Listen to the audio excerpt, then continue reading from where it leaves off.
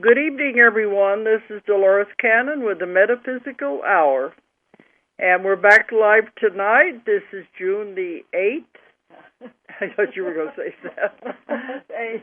June the 8th, 2012. Had to say that so you'll know it's not a recorded show.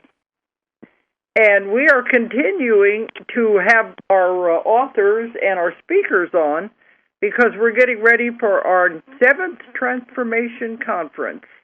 And that's in July. What are the dates, Julia? 13th to the 15th in Rogers, Arkansas.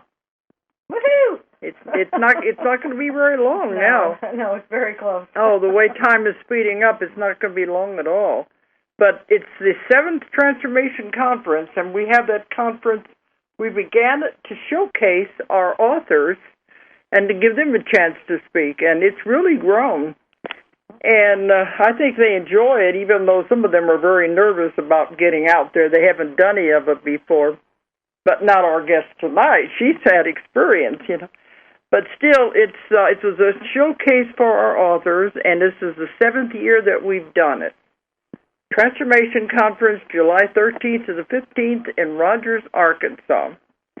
And before I bring our guest on, I want to give out the toll-free number of anyone who wants to call in and ask questions tonight. Of Sheri.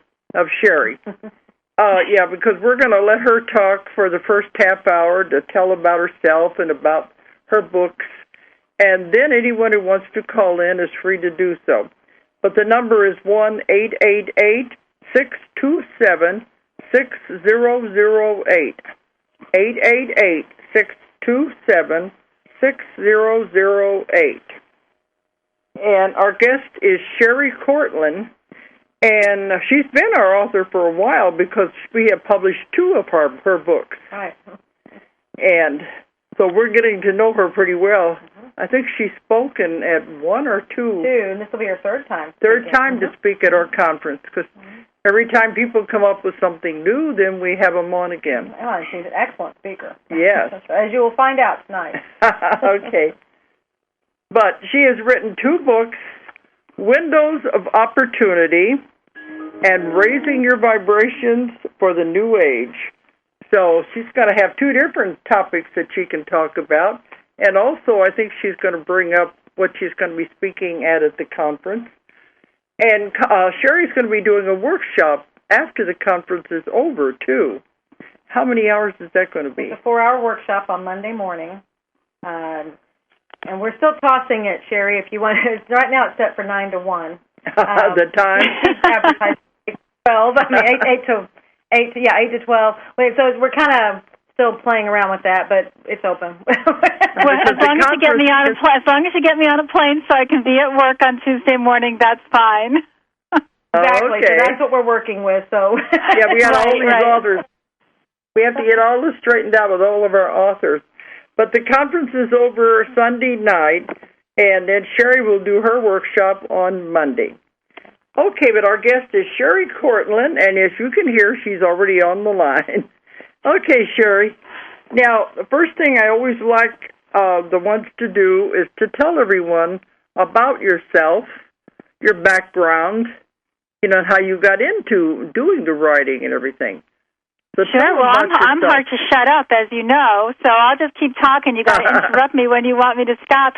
But actually, this is going to be my 4th conference. I'm so excited that I'm coming back for the 4th time. Yes. Oh, I remember they had been that many times. Well, yeah. Wonderful. And I know you've been on my show here before, too. I have been on the show twice before, yes. So I'm so honored to be here tonight, and I'm so looking forward to being at the conference. And I'll tell your audience just a little bit about me. I'm just a regular person. There's nothing special about me, and I have a regular job that I work at, and then in my off time, I communicate with my guides, and I do that through a process called automatic writing. I've been doing that since the 80s, sometime in the 80s. The dates, I'm getting older now, so I don't remember the exact dates. But I had been doing a lot of lot of searching for the truth and wanting to know just what is the truth of our existence. Why are we here? Why do we have to put up with the things we put up with? Why do we have to suffer through all of these things? I just wanted the truth. And I had been reading a lot of Ruth Montgomery books and saw how she was communicating with her guide group through automatic writing. I thought, gee, that looks great. I would love to do that. I tried and tried to do it for weeks and weeks and weeks and sat there at my kitchen table like Ruth did, and absolutely nothing happened. I got nothing. And I started taking some psychic development classes, and one night the teacher said, tonight we're going to work on automatic writing. And having the big mouth that I have, I stood up in class and said, that will never happen for me. And as those words were coming out of my mouth, Spirit grabbed a hold of my hand, and the next thing I knew, I was drawing the most beautiful circles you've ever seen in your life. So that was my first contact, and I did get tired of circles very quickly, so I asked my teacher what to do, and she said, well, you need to sit down and you need to ask Spirit, who is it? Who am I speaking with? And as soon as I did that, the name Jeremy was written on the paper, and he is one of my main guides for this incarnation. And then Jeremy and I got started, and we were writing every day, which was wonderful. And then every now and then, a different guide or entity would come in, give me some interesting stuff, and I was very happy until the day that Jeremy said, it's time to write a book. At that point, I was scared to death, did not want to come out of the spiritual closet at all. I was afraid about losing my job. I was afraid about what people would say about me or to me. And anyway, there's no arguing with Spirit. I learned that pretty darn fast. And I wrote the book, Windows of Opportunity. That was the first book. I wrote it, stuck it in my desk drawer, and thought to myself, well, there, I did it. I wrote your darn book. But they did not leave me alone. They actually wanted it published, so I had to start sending it out to publishers, and that's when I met you guys. But you had a kind of a job that you could have been fired from, wasn't you? You said, was it corporate America or what? Yeah, I worked for a very large timeshare company in Orlando, Florida, and I was very, very worried about what people were going to say. But very interestingly, when Windows of Opportunity came out, and this being the age of social media, I mean, it's hard to hide anything when you've got Facebook and that kind of thing, out there. It wasn't long before people at work knew about the book and knew what kinds of things I was writing about. And I was very surprised that instead of making fun of me or ridiculing me, people were pulling me aside as fast as they could to tell me that they had similar experiences, or they wanted to do automatic writing, they wanted to contact their guides, and they were just so happy to have somebody to talk to about these things. So it worked out really well. Yeah, because I think that's true of a lot of people. They're afraid to speak out, and then we think we're all alone. And once you start mentioning, a lot of people are having the same experiences. Right. I so agree, and the further you come out of the closet, the more people you meet that have the same questions and are on the same journey as you are. Yeah. But we're finding now people are getting more braver, I guess you would say. They're not so afraid of speaking out because they're finding more and more people are into this. We're finding it everywhere we go. Well, it's the waking up process. Yeah, the whole waking up and into this whole new world we're entering now. I no longer have nightmares of being burned at the stake for heresy. That was another life. That was another lifetime. Yeah. Little residual stuff there. Yeah, Julie's been there, done that. She was burned at the stake in another life, so we know what it was like. Right. Maybe that's where we know each other from, Julia. Maybe that was our first lifetime together. Maybe.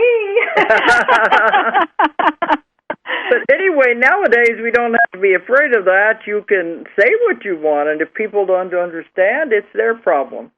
That's right. It's a great new world that we're in.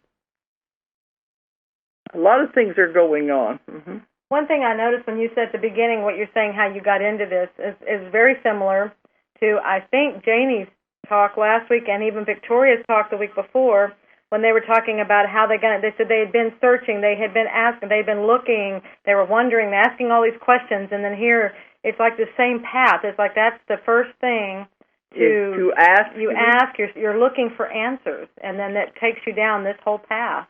Absolutely. So no, I've read both of their books. Their books are excellent. Yes. Yeah. Yeah, you might, talk, well, you go ahead and carry on. You've got all kinds of stuff going on. Well, this is my fourth time back, and I haven't submitted my new book to you guys yet. I just finished it last weekend, and now I'm too busy writing my speech and my workshop to finish up the final draft, but I'll get that to you, right after the conference. So I've been very busy working on my speech, and what was I going to talk about? Because I didn't really want to talk about the new book yet, and I wanted to talk about something that was important for right now. So I settled in and asked my guide groups to give me some information, some inspiration, and what they thought would be good would be to talk about living in the here and now, spiritual growth through awareness. And the heart of the talk is really all about being present, living in the moment, and watching what we think and say. Things that sound very clichéic, but are very, very important for our spiritual growth. Absolutely. It's all about what we think. I mean, our thoughts are things, and our words are things, and everything. Yeah, yeah. And there's a little something that I've been noticing from the emails that I've been getting and the letters I've been getting, a little bit of soul sickness that I'm calling the Rapture Bug. So I'm going to talk about that also and how to avoid that. And that comes about from so many of us who want very badly to transition, and we're kind of forgetting about the jobs that we have to do right here on good old 3D Earth. So I'm going to try and bring us all back to 3D Earth and get our heads out of the clouds from 5D. Because we have to live here first. This is all part of it. And, the other is coming, but we still have to live our daily life. It kind of goes back to, and I'm guilty of this a lot, when we take trips and everything, a lot of times it's, you want to hurry up and get to your destination, and then they're always saying that you forget it's the journey. Yes. That's the most important part. Well, we came here to go through this whole process and get to this destination. But I think we're forgetting, we're all looking for the destination, and we've got to remember we came here to be here for this journey. And so, that's the here and now. So wonderful. Exactly. And I have so many people that are saying to me, I just don't want to do anything. I just can't wait to transition. And I just want to take them and shake them and say, stop it. Don't you know how important you are? You're important to you. You're important to the planet.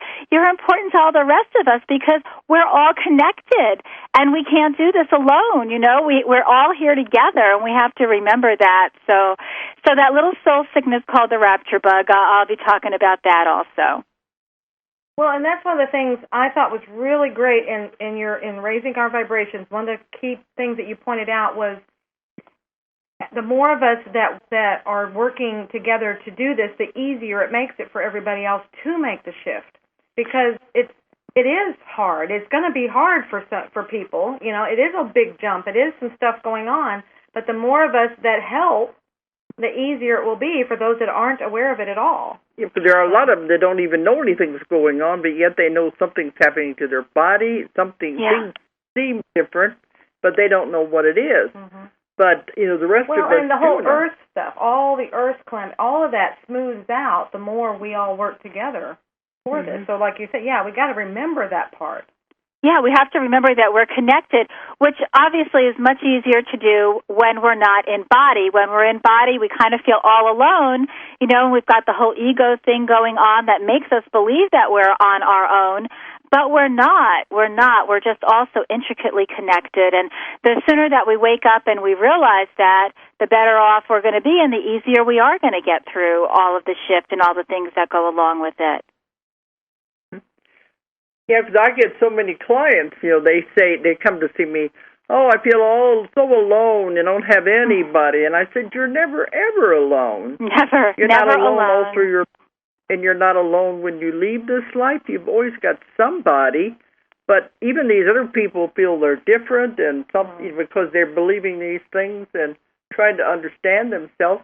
But now I'm finding hundreds of thousands of people out there who are waking up, and they're all feeling the same way. Sherri's one example right here. She was afraid to come out and everything, and then when she did, she's realized all these people around her were always they're all around her, and she didn't even know it. So. No, I had no idea. And, and a funny thing happened at work just this week. I'm sitting there in my office, and somebody comes in and very, very quietly and closes my door, and he starts to talk to me about metaphysical things. And I understand that you write books, and I said, well, because I don't advertise that in my day job, really. I try to keep it separate. And I said, well, how do you even know this? And he said, oh, I saw your book downstairs in another department. I thought, that's incredible. I wonder who's reading my book downstairs, And then we started to talk and talk and talk, and it's just amazing. People that you would never even think had one single metaphysical bone in their body or any such inclination are now feeling so comfortable to be able to come out of their own closet and talk with other people. I'm even thinking about starting a little meetup group for folks that I work with who are interested in the truth and finding the truth and being on this journey. And that is something I never thought would come out of my mouth, But there are that many people there that I work with.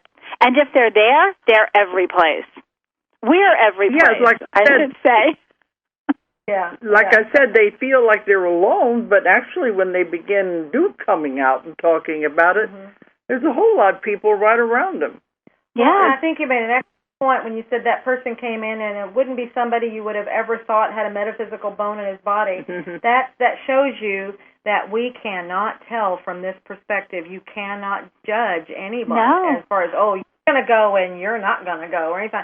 We don't know. No, we do not know. And I have known that man for over 10 years. And yes, I've always thought that he was one of the nicest people that I've ever met, but I had no idea that he was interested in these things. And the whole judging thing, that was huge, both in Windows of Opportunity and Raising Our Vibrations for the New Age. Both guide groups were very, very clear that, we cannot be throwing stones because we have no idea who's where in their development. We don't know who's playing the role of a relationship villain. We don't know who's here to learn what.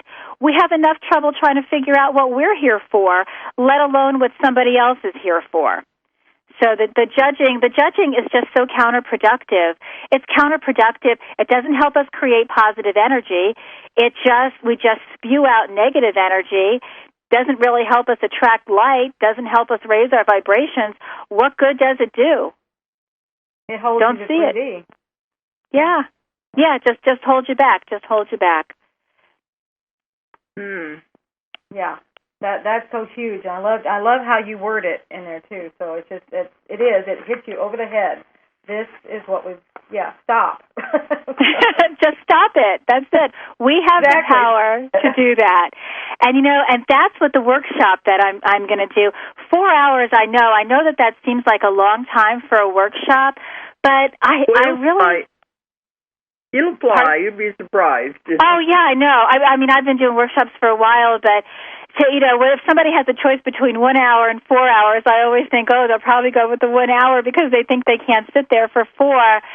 But I'm hoping with my intention, I don't ever say the word hope really, my intention that the folks who come, they're gonna get their power. They're gonna feel very, very empowered to take responsibility for their own spiritual growth. And my plan of action here is to give them a toolbox to help them get started so that they can really take some gigantic steps forward spiritually.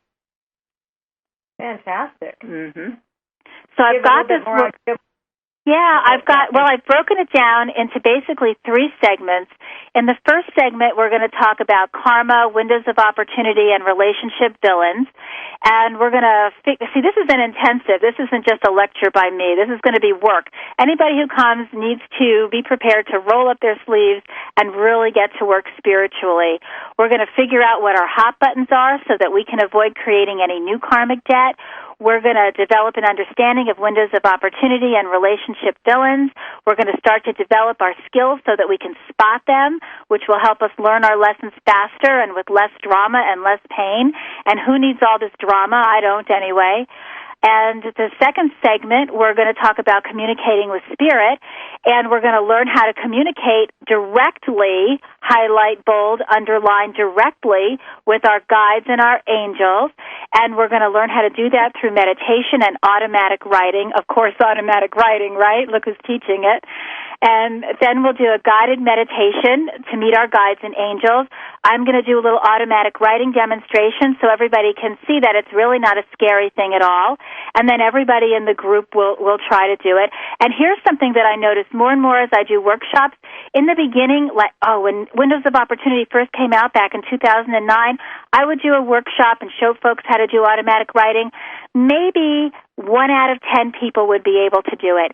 Now I see 7 out of 10 being able to do it right away that first time. So that just shows you how the vibrations are being raised and everyone is opening up to that. Yeah, that's what we were saying. We're seeing it everywhere in our lectures, everywhere we go.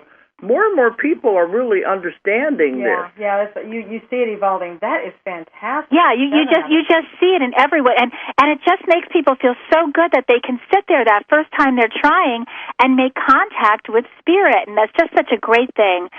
And then in the last segment, it's going to be all about chakras, what our chakras are, what they are, why balancing them is so important to our health and our happiness too. And then we're going to learn about the importance of chakra colors and how to use sound and color to balance our chakras. We're going to practice the seed sounds or the mantras, depending on what you call them. And then we're going to do a chakra balancing guided meditation. And then at the end, we're going to do an Arcturian energy meditation that my guide Aknanda from Arcturus wrote in order to help us raise our vibrations and spot our windows of opportunity, kind of a last meditation to tie everything together. And everybody who comes to the workshop is going to get a workbook that's going to be filled with exercises to do at home. And along with all of the meditations that we do, those will all be written out. Plus, I'm making a special CD for everybody who comes to the workshop, and that will have all the meditations on it, all the guided meditations, and all the seed sounds, too, so that everybody can practice at home what they're going to learn during the workshop.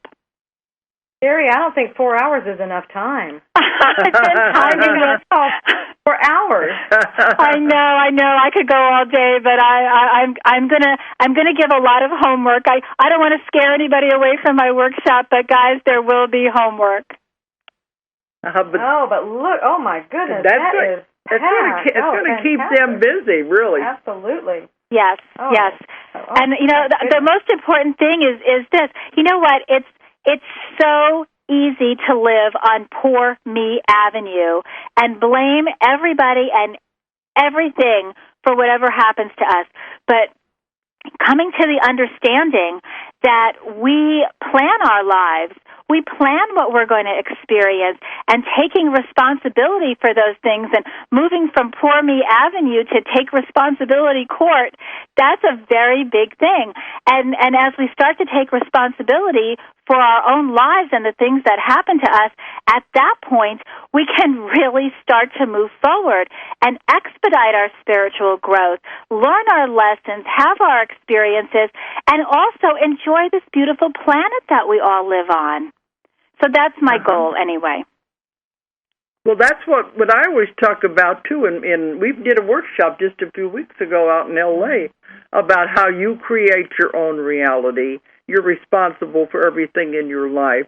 If you don't like it, then change it, because that's how you're writing your script, and you can do it. And we're all responsible for everything we put there. And I think that's so empowering. I know some people at first, they might be angry if they want to stay on like you. I love your wording there. What did you got, the pity party? Poor Me Avenue.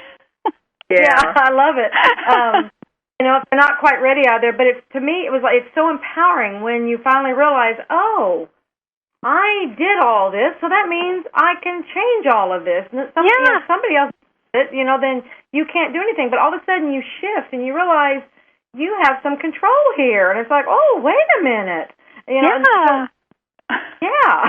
Once you realize that it isn't anymore poor me, the pity party. Absolutely, yeah. Yeah, the pity party's over.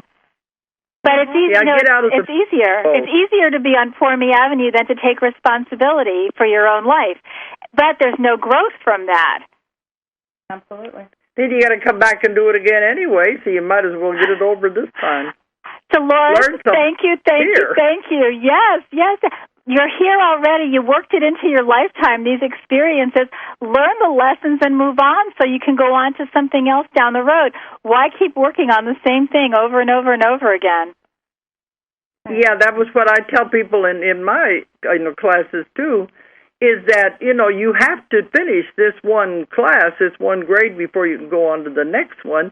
And a lot of people keep repeating the same mistakes over and over, drawing the same people into their life. And, where was I going with that? Well, that's an excellent analogy. Well, they are. They're creating their own life script by trying to learn the same lesson and drawing the same types of people into their life. That's exactly what Windows of Opportunity and Relationship Villains is all about. Well, that's what I was going to say. They keep drawing all these things into their life, repeating the same things over and over again, but you have to get it done, but you have eternity to do it. They, the powers that be, don't care how long it takes you to learn it to get it finished, because you have eternity. But do you want to take eternity to get over one little thing before you move on to the next No. grade? I want to go play out in the universe. I want to see what else is out here. I don't want to keep learning how to avoid control freaks, which was one of my big problems in this lifetime, my big challenges. I'm glad that's done and behind me. Who wants to keep living that forever and ever? Yeah, going around and around on the wheel of karma. This is where we get done and move on. But, Sheri, you've been bringing up relationship villains. Go ahead and explain that to people, what you mean. And the windows of opportunities, because you mentioned, I know we discussed it before in other shows, but if you could remind everybody what those are, both of those. I would love to, yes.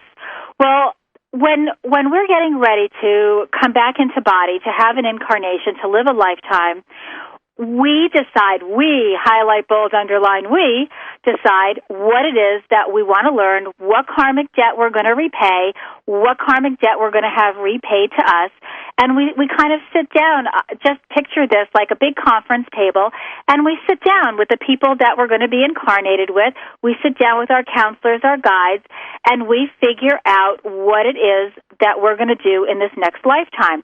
So if you kind of visualize your upcoming life plan as a book, each chapter in that book is a particular lesson or experience that we want to have. And into each chapter, we insert multiple scenarios or situations that we have painstakingly constructed to make sure that we have ample opportunities to reach each and every one of our life goals. So a window of opportunity is something that is going to pop up for us, a situation that's going to pop up for us where we can learn a particular lesson. Now, if we don't spot that window early on, that's okay. We've created many windows of opportunities to learn the same lesson. That's the good news. The bad news, though, is that as we miss one window and go on to the next and the next and the next, they get much more difficult, much more dramatic, because we plan them that way because we really want to wake up and learn this lesson. So my guides say that it's better to learn the lesson on the ground floor than it is in the penthouse. Much easier, less drama, less pain. So again, that's something that we're going to be talking about in the workshop, and of course, that's what the basis of the book Windows of Opportunity is about. But in order to deal with these windows of opportunity, we have to have somebody to open them up for us, and that's where our relationship villains come in. Relationship villains are really the catalysts that open our windows of opportunity.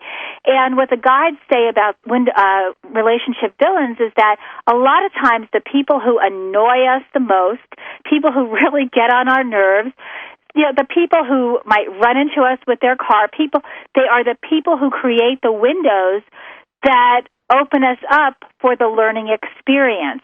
Somebody has to be the catalyst to open up that window, and that's the relationship villain. So in my workshop, we'll talk about how to recognize relationship villains, how to recognize windows of opportunity. And one of the best and easiest ways, Dolores, Julia, you were both talking about this earlier, scripts. Life scripts are nothing more than a series of windows of opportunity where we have not yet recognized the lesson that we need to learn. So if we take a few minutes, sometimes it takes more than a few minutes, and this can be a painful thing, but if we sit down and we examine our lives and we look for these life scripts, we can spot what the lesson is. We can examine how we've dealt with these same situations as they've come up, sometimes with different people, sometimes with the same people, but all similar types of things, and we can examine our behavior, and then we can start to change our behavior so that we're ready. The next time a similar window opens, we're not going to treat it the same way that we have in the past. We're going to charge at it in a whole different way. So, and those changes, whatever changes we make in our behavior, our attitude, whatever it is, hopefully will be the right ones that will help us go through that window. And if we don't make it through that time, we know that we didn't get the right combination. We work on it a little more. The next time we attract a similar situation, we change it a little bit more, and then hopefully we go through it. How do we know when we've gone through a window? Well, the same situation stops repeating itself. Our life script ends. That's how we do it. So, that's basically what they are. I mean, there's more to it, and I'm going to go over how to spot them and how to move forward with those tools in your toolbox. Yeah, a lot of these are not pleasant experiences because everybody has bad things that happen in their life. That's life. Everyone. But right. I always ask the person, did you learn anything from it? And if they learned even one thing, that was the reason for having the experience. But then if they say, no, I didn't learn anything, it was just a bad experience, well, then they're going to have to do it again until they finally figure it out. Right, so and that's why you have to be more aware, of what's going on around you. Right. Exactly, and if you learn to spot those windows early, if a situation happens to you that you don't love, you can think to yourself, now that you've got this, you're armed with this knowledge, I wonder if that was a window of opportunity. I wonder if I learned my lesson. What lesson could there have been there for me to learn? And then, if you didn't learn it, you will attract a similar window to yourself, and then the light bulb will go off, and you'll say, I remember when this happened last time. This is what I did. Obviously, that wasn't the right thing to do. Let me re-examine this. Let me look at my behavior. Let me look at my attitude. Let me see what I can do to change this. And that's how you have to do it. And as your eyes are opened and you're awake to these things happening in your life, you're going to start to recognize those windows much, much earlier. People will not have to be like me and go through 3 marriages and 2 engagements with the worst control freaks that you've ever met in your life trying to suck up all your power from you. Had I known these things early on when I was in my 20s, I would have saved a lot of men a lot of grief. Not just myself, but other people, too. You would have saved yourself a lot of grief, too. Absolutely.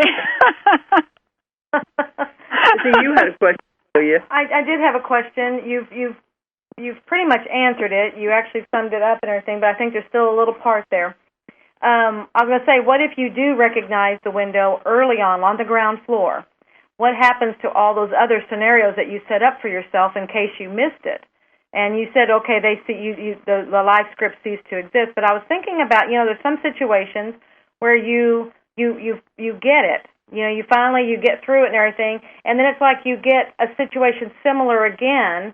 It's almost like it's testing to see if you really got it. So I would say that you didn't get it. Okay. I would say that you didn't get it because if you got it totally, or maybe you made some progress, but there's still a little something, a little piece of it that you need to learn. So a similar situation comes into play.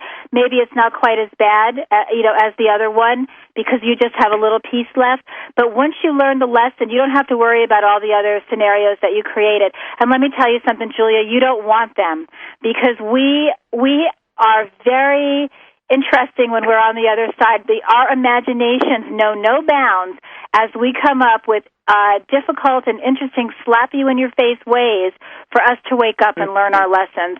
It's so much better Sherri, to learn them early on. Sherri, I do know how creative I can be on the other side. I like you, am hard-headed, and I have to learn the hard way. So I don't get it always on the first floor. I waited, I think, on some things till the penthouse. So yes. I have lived in the penthouse for decades. But at least you won't do it again anyway. No, that's right. Finally pounded it into your head. Right, Once we wake up, we wake up. Really. Yeah, we always say you'll get hit over the head with a 2x4. Well, I call it a 10x6 because I need a bigger board. Yeah, well, at least your guides didn't make you write 2 books detailing all of your most embarrassing things. Well, don't say haven't yet. Are you working on that? I'm being told to write a book now too, and it's coming. Not all of it's being told to be said yet, but I'm being told to shed some things. Yes, I mean, okay. So you get to use yourself as an example. Oh, you're going to love that. I know. Yeah, they're already making me do it when I talk, and it's like, oh, geez. When I go back and look at these books, I think, oh my gosh, what were my guides thinking when they made me put this in here? I don't want anybody to know about this. But if it helps somebody else, then it's a good thing. It's a good thing. Well, it's too late now. It's already in print. That's the problem. Oh, it's way too late. Yeah, it's way too late. Too late for me, but not for Julia. Right, yeah, I'll keep, but you're right, Spirit's demanding. They can be very demanding. Very demanding. Mm-hmm.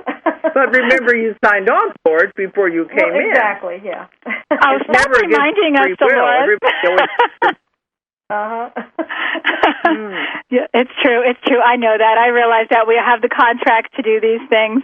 But again, I say, what were we thinking when we were on the other side? It all sounded so easy and like so much fun. Well, I usually say I must have thought a lot of myself. We're very cocky when we're on the other side. I agree. That's what I find in my work all the time, too, is over there it looks very easy.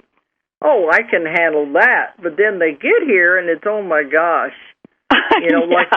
What was I thinking? Yeah. Write a book? I said I'd write a book? No way. Throw it in the drawer. Well, that's probably how you're saying. How many books am I supposed to write? Yeah. I know. To write the books, but I didn't know it was going to be this many. And it was the same way. They were demanding. You were. It was. It was like you must do this. But I had a testing time. I call it the testing time when you can back out. You still give a little time. If you don't change your mind, you can still back out. Yeah. But I had to do it. There was no choice. Yeah. See, there really is no choice, and that's the bottom line, because Spirit just pushes you and pushes you and pushes you and won't leave you alone until you do what you're going to do. But Dolores, I got to say, I'm hoping 3, 4, 5 books maybe for me. I'm hoping it's not 35 books like for you.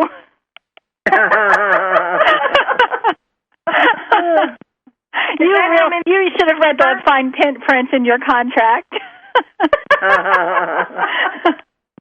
Is that how many you see for her, Sherri?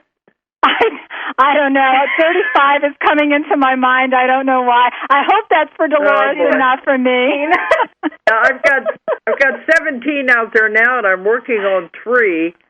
And it's a toss-up which one's going to be done first. So. You work on them simultaneously. I love that. I just finished Convoluted Universe 4. Oh, my gosh, that is a fabulous book. And I wrote that under a strict deadline. I wrote it while I was traveling, and finished it in Australia while I was traveling and lecturing and giving my classes. Every spare moment I was back in the room, I was working on that because it had to go to the printers. Yeah, and I got the feeling Julia was cracking the whip. Yeah, definitely. Well, and I was back here in the States. I was guided to stay here. I sent my daughter with her. I didn't know why I wasn't supposed to go on the trip until we came up to this. It was so we could relay this book back and forth and get it done. That's what there you go.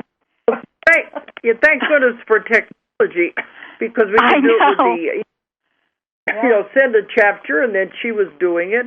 I would have liked to have a little more time to go over it again, but everybody says it was fine. No, but it's it great. was really a rush job. Sheri, I took 300 pages out of that book. Did you really?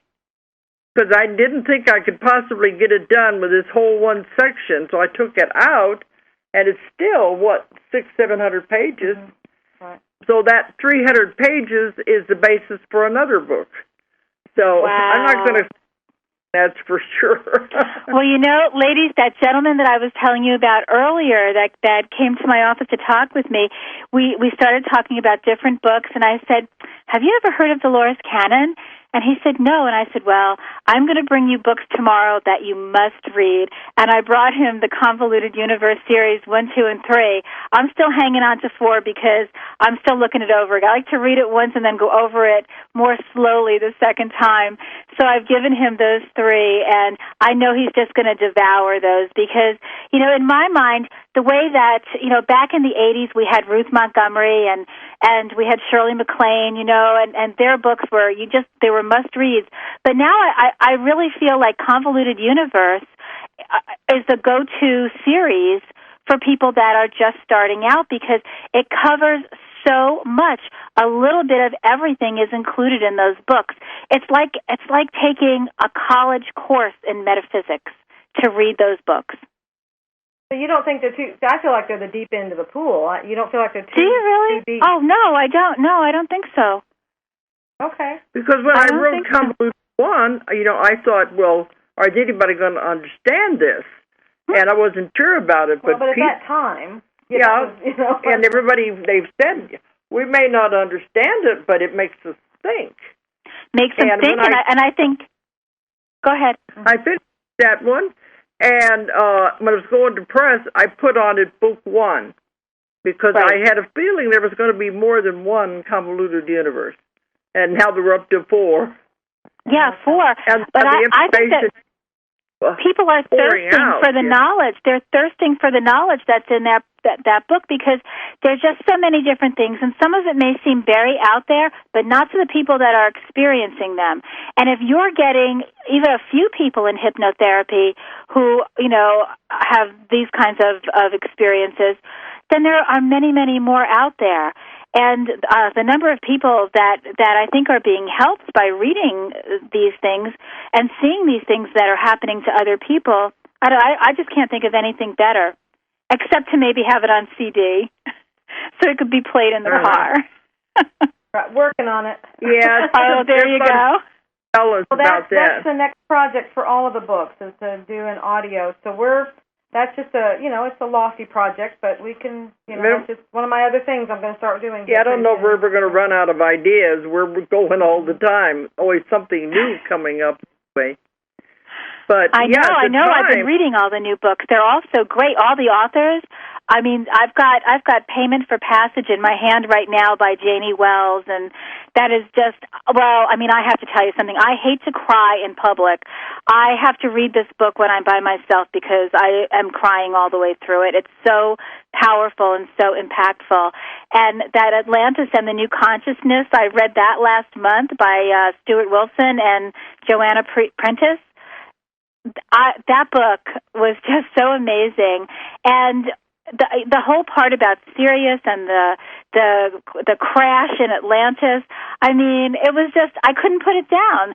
I don't know where you're finding these authors, but these books are just so great, so great. Same place we found you. Oh, we're coming to you. Yeah. Yeah, people. We get these I get hundreds and hundreds of manuscripts submitted to me, and, people wanting their books published, and I have to read all of them, and I'm the one that decides which one we publish, and I have to go through, I say I have to kiss a lot of frogs before I find a prince, because the majority of it I send back. So that's how I find my books, is just people submit these things to it. But, we had Janie on the show last week, and we were sitting here trying to keep from crying, just listening to her story. I was going to ask you, how much are you crying in it? I mean, there's no way to get through that book without crying. I'm sobbing. I mean, I'm literally sobbing as I'm reading this book. And I do not like to cry in public. So, like I say, it's like when I see one of those psychic mediums on TV, like Lisa Williams or someone, and they go up to a stranger on the street and they start to give them a reading. I just weep and weep and weep. I can't help it. Oh. But, that's when I read a book, the manuscript is submitted, and then I'll say, if it gets me, there's something different. It's got to have an angle, because we get so many that are the same old things, and a lot of people are writing about the same things right now. Sure. We've already been there, done that. It's got to have an angle, and it's got to have a twist. But I know the minute I see a book that is good, and we'll be able to go. And that's how I picked these anyway. And we've got, how many more yet we have to print? We've got several more. Or when? Well, before the end of the year anyway. There's like 6 or 7 more books coming out before the end of the year. And then we've got already scheduled for next year. Mm-hmm. But like I say, I go through hundreds before I find that one little jewel in there. And you, wow. Sheri, you're a whole tiara, not just a jewel. Dolores, I remember the day that you called me. I thought it was one of my friends playing a joke on me. I really do. She said, Dolores said, "Have you published your book yet?" And I said, "No." "Well, we would like to publish your book." And I'm thinking, who is this? Who's calling me? It took a few minutes for it to sink in that I was actually speaking to Dolores Cannon. But, that's what happened last week. Janie said she was riding her bike when I called her. She got it on her cell phone. She's talking to me on her cell phone while she's riding a bike. And she didn't know. I think she stopped her bike at that point. I probably did. I hope so. Don't let her have a wreck with her bike,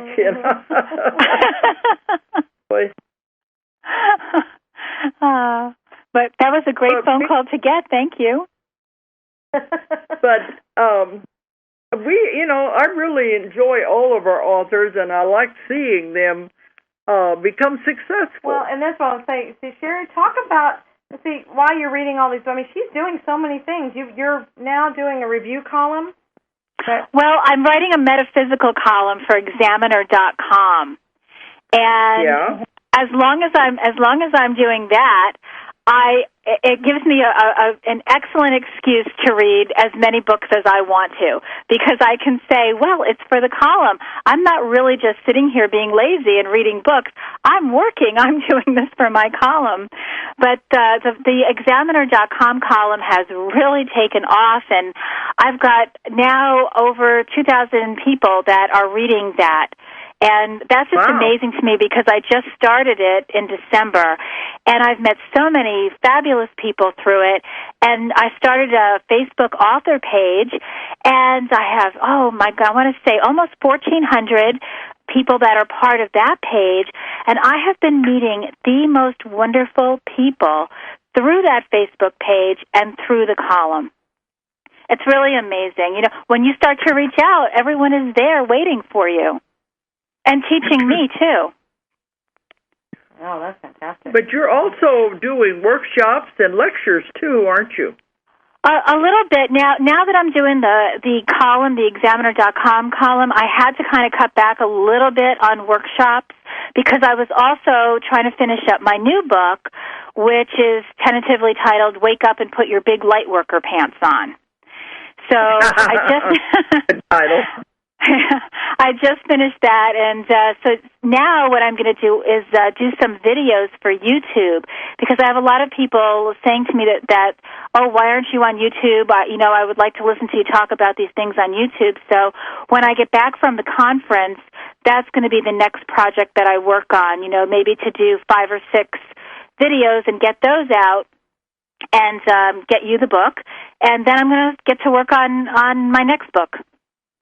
It never ends. Well, we have the videos from the other conferences. Right, but then she'll be doing like little things like what we're doing with you. That's an excellent idea because that's what people want now. They want, it's like little sound snippets. bites, snippets and stuff. They want to know things, hear from you. And because we have her talk from the other conferences, and we'll have this one. Yeah. I have a lot of people tell me whatever you guys have put out on YouTube, I think from the very first one, maybe back in 2008, 2009 that I talked at, that part of that is out there, and a lot of people think that that's the full talk, but it's only maybe 10 minutes of it. But they say, oh, I didn't know about these things. I didn't know about windows of opportunity. So I know that a lot of people do go to YouTube. And so I do want to just get out some little snippets on how folks can spot those windows and spot their relationship villains and try to avoid karma, things like that. So I'm going to get to work on that, too.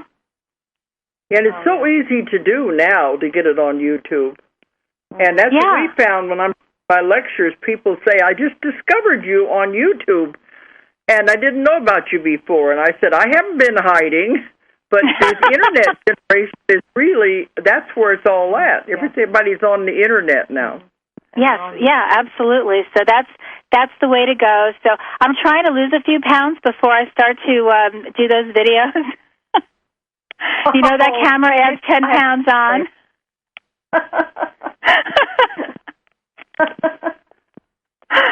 Nothing about. I'm human. What can I tell you? Yeah. Oh, I got to tell this funny story. Was that the first time you came? Was when Helen Reddy was at the conference? Was that your first? Yes. Time? Yes. Remember you had the yeah. Are you going to tell that story? Oh my God. Yes. Yes. You tell that story. Well, okay. Someone could not make the conference. My book wasn't going to be out until the next year, but somebody couldn't make the conference, and so you guys called me and asked me if I would fill in, which, of course, I jumped at the opportunity to do that. But I wanted to look good on stage, so I went to get my hair cut, and the person who normally does my hair wasn't in, and so I said to the person who owned the shop, do you have somebody who's really good with bangs, because the bangs are the most important thing to me? And she said, oh, yes, we have somebody who's great with bangs. So I go and I sit in that chair, and I don't even know why I stayed sitting in that chair. This woman destroyed my bangs. They were horrifying. And I left there, and I didn't know what to do, and I'm driving around, and I call my pal Heidi Winkler, and I'm screaming, crying, because I'm thinking, I've got to go up on stage. I've got to make a good impression on Dolores Cannon. And she says, well, go to a spa. And I said, I don't need a massage. I need bangs. And she says, no. Maybe they can put something in your hair to make the bangs thicker, you know? And I said, I don't know.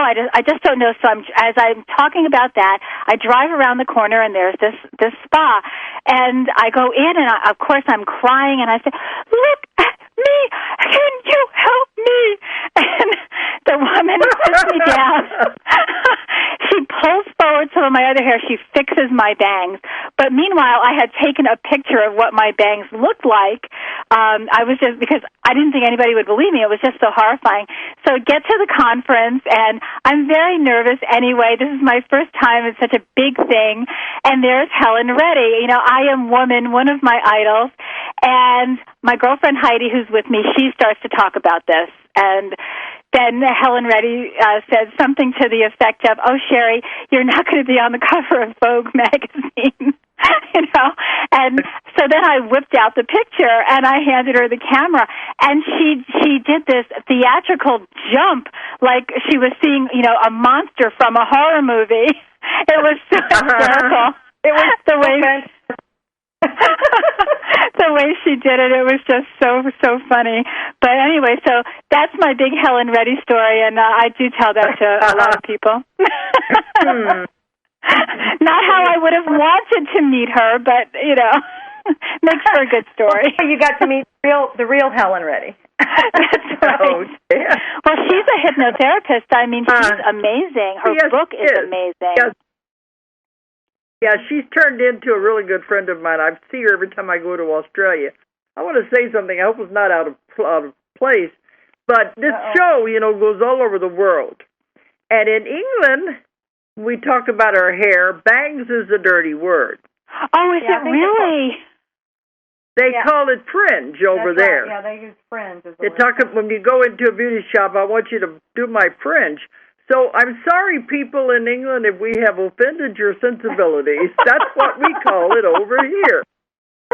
You will have to tell me off air what it means, what bangs means in England. Or I'll ask Guy Needler. Guy will tell me. Yeah, okay. Well, we're after coming. He laughed. Well, Sheri, we're coming up to time. We're going to have to sign off. Tell people how they can get a hold of you if they want to reach you. Okay, well, the easiest way is through my website, which is www.SheriCortland.com. That's SherriCortland.com. And through that website, you'll be able to find the links to my metaphysical columns at Examiner.com, other articles at Hub Pages, and also to my Facebook author page. And, of course, you can always find me on the Ozark Mountain website. That's right. Yeah, they can get her through that. Okay. Well, it won't be very long now. We'll be seeing you in person here. I'll see you in 5 weeks. Another hair to tell. You know, Julia, that's so funny because I need to have my fringe trimmed, and I am afraid to go and do it. Okay. I'm thinking I'm going to do it myself. There you go. But the way the months are going so fast, it's going to be here before we know it. Oh, yeah. I know. So we're looking forward to seeing you again, but we're going to have to sign off. So thanks, Sheri, for coming on tonight. Thanks so much for having me on. I can't wait to see you in a few weeks. Okay. And I want everybody else out there to remember the 7th Transformation Conference is July 13th to the 15th here in Rogers, Arkansas, in my own backyard. And we're going to have 3 days of it, and it's wonderful, wonderful speakers. So thanks, everybody, for listening tonight. And good night, everybody. If you enjoyed the show, check out more of our other videos, and be sure to subscribe and click the like button. Thank you for listening to the Metaphysical Hour with Dolores Cannon.